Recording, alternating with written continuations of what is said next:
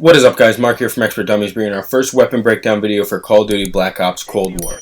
In this series, I'm going to break down every gun, looking at the statistics for each gun, and compare it to the others to let you know what are the best guns to use and how each gun stands out. In this video, we're going to start with the XM4. The XM4 is a full auto assault rifle with reliable damage with improved fire rate, fair weapon control with sustained firing.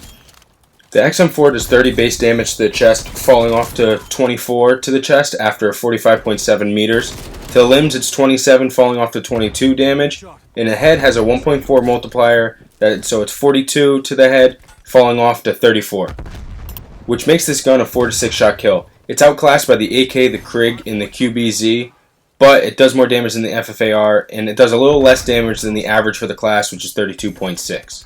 What the XM4 lacks in damage, it makes up for in fire rate with 722 rounds per minute, giving it a time to kill of 0.42 seconds. That being said, the XM4 is 361 damage per second, is the lowest in its class, and 20 damage per second lower than the average for the class. In terms of damage, I consider the XM4 a middle-of-the-road assault rifle. You have your trade-offs where it does less damage, but it does have a higher rounds per minute than the Krig and the QBZ, which gives it a faster time to kill. A couple notable attachments that affect your damage is the 13.5 reinforced heavy barrel, which increases the damage range by 100% and makes the damage fall off at 91.44 meters. Then you have the 13.7 inch takedown barrel, which increases the damage range by 150% and brings it out to 114.3 meters. The 13.5 inch task force barrel, which brings the damage, increases it by 7% and makes the body damage 32, which would increase the head damage to 44.8, making this a possible 3-shot kill gun. The recoil on this gun is very manageable compared to an AK-47, which definitely is better for a beginner. This gun is average or below average in every damage category, but the thing that saves it is the low recoil. The recoil is very manageable with not much horizontal movement, so if you put a underbarrel on it, just a grip, lower the vertical recoil, this thing is a laser beam, and the fire rate really helps and puts guys down fast. The XM4 has a 30-round magazine that reloads at 2.6 seconds and a starting ammo capacity of 90 rounds. So without scavenger or an ammo pack, ammo is scarce in this gun, and I find myself running out of ammo very quickly. The reload time is high for the AR class that has an average of 2.44 seconds per reload. With the 2.6 seconds, it is a little high, but that can be counteracted with an attachment, which would be like the 50-round mag that has a 1.7 second reload time. But if you don't have a speed mag on, you have a normal round. If you have a normal 40-round mag or 50-round mag, your reload time is 2.9 seconds. The XM4's aim down sight time is 300 milliseconds, which is just about average for the assault rifle class. The only one with a lower aim down sight time is the QBZ, but all the other ones are at 300. XM4 has a 400 millisecond sprint out time, but that could be lowered to 280 milliseconds with the appropriate attachments if you would like to go a little CQB, close quarter combat, with this weapon. I have tried it. I'm not the biggest fan of it. If you're going to go close quarters, it's not going to compete with SMGs. Just like at long range, it doesn't compete with snipers. But this gun, if you want medium to long range on a map like Cartel or a map like Satellite, it could be very effective. Now that we've gone through some of the raw data of this gun, we're going to move on to some of my recommended classes and what I had success with and what I think you should use. We're going to start with my first suggested class here. As you can see, I have the Diamata pistol, a stim shot as my tactical. I don't use anything other than the stim shot as the tactical. I have a Simtex as the lethal, and I'm using the assault pack. Here you can interchange the assault pack for a field mic or really anything you like in the field upgrade territory. I'm using Perk Greed as my wild card. You can really use any wild card here, Lawbreaker, anything you want. I'm using Flak Jacket here because the grenade spam in this game is unreal. Really, I find myself getting killed by grenades way too often. As the second red perk, I have Engineer on. I like to run Care Package most of the time just because they're fairly easy to get, and I like having the option to reroll the Care Package. For a blue perk, I have Scavenger and Tracker. Tracker is not necessarily needed. I have a headset, but it is convenient if somebody's using Ninja.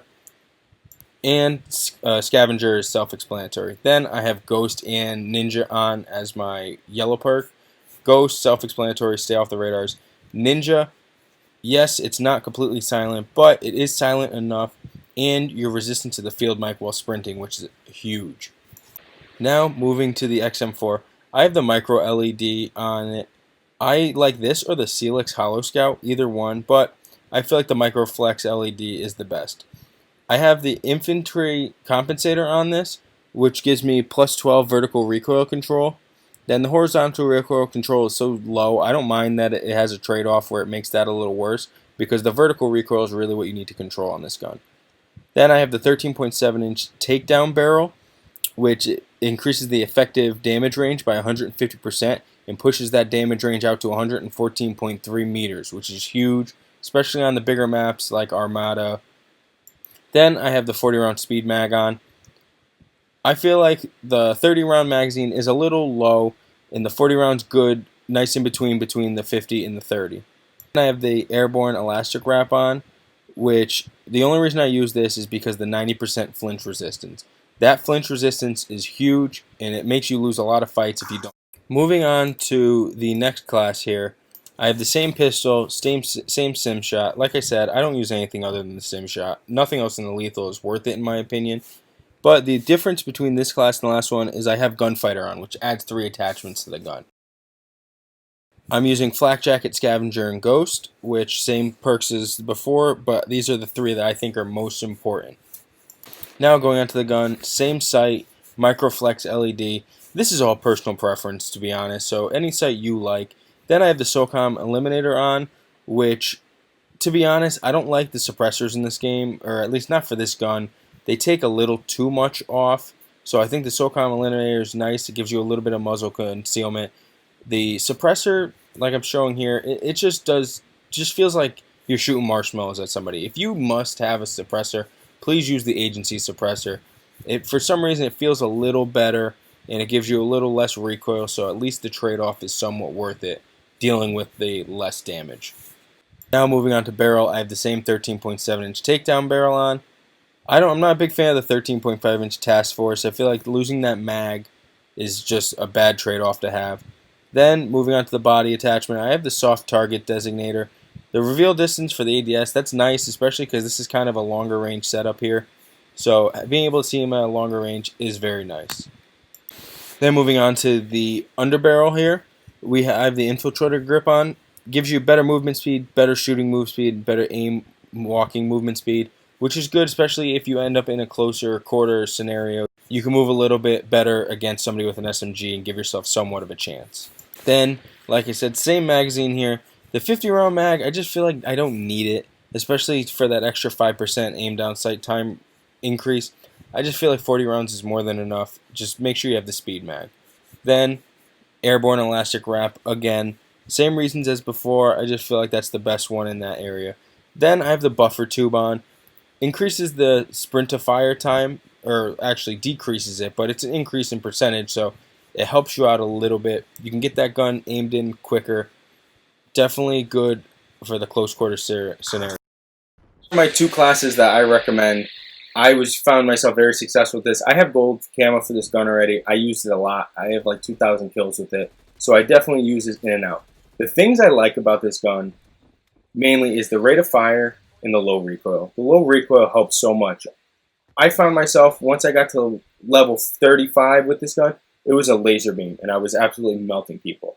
Yes, it can't compete with the AKs or the M16, which has ridiculous damage, or an MP5 for that matter, but it's a solid weapon, and you're not going to have any problems using this. And all in all, I consider this to be on the lower end of the ARs, but it is a solid gun. That's one thing this game does great. I feel like everything is pretty balanced. I can't think of a single gun that is absolutely outclassed to where you're at a severe disadvantage using it. So, that being said, the XM4 is a solid gun. With that being said, guys, thank you so much for watching. I tried to keep this short, sweet. I know some people like to sit there and listen to the 20-minute video breaking into every single detail of the gun. I'm trying to give you all the info you need without being extremely long-winded. I spent a lot of time and effort getting all this information, so if you can, guys, smash the like button. hit the subscribe button. I'm going to be getting a lot more weapons out. Let me know in the comments what gun you want to see next. Also, let me know if you run an XM4 and you have a class that you think is better than mine, or have an attachment that you use that I haven't been using. Let me know. We're all here to make each other better, guys. But thank you guys so much for watching, and I'll see you in the next video.